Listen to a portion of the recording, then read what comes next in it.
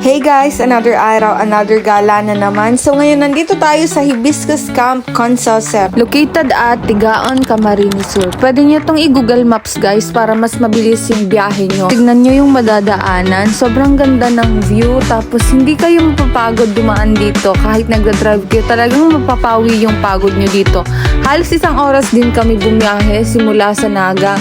Pero pagdating namin dito ay talagang pawi yung pagod namin. Tapos kapag nakalimutan yung bumili ng pagkain, meron namang mga vendors na madadaanan dito along the way. May mga nagtitinda ng gulay, prutas, tapos yung ibang pagkain na pwede nang makain. Tapos kapag nasa biyahe kayo, talagang breathtaking yung madadaanan. Tapos ayan yung view nung nasa taas na kami, overlooking yung mga mountains. Sobrang ganda guys. Pwede kayo mag-stop over dito para mag-picture. So ayan na, tanaw na namin yung Hibiscus Camp Consulsep. So let's go guys, pumasok na tayo. Tapos tignan natin kung worth it ba dito yung view and yung swimming pool sa 100 pesos na entrance fee. Andito na tayo guys sa pangalawang place nila. Ito yung pool nila, pahaba. Yung lalim niya guys, siguro nasa 4 feet. Ang ganda, sobrang lamig ng tubig. Pero itong bahay na to, meron ding pool dyan sa baba. Kaso hindi to pwedeng swimmingan kasi nililinis pa daw. Punta lang kami dito para mag-sightseeing and mag-video at ipakita sa inyo yung loob. Ito yung dun sa balcony nila guys. Sobrang ganda, sobrang peaceful. Lalo na kapag wala masyadong tao. Solo talaga namin yung place. While recording niyan, full storage na yung cellphone ko. Kinakabahan nga ako baka hindi ko matapos tong video na tong ipakita sa inyo. Kaya nag-delete lang ako mabilis ng mga apps and pictures ng kaunti.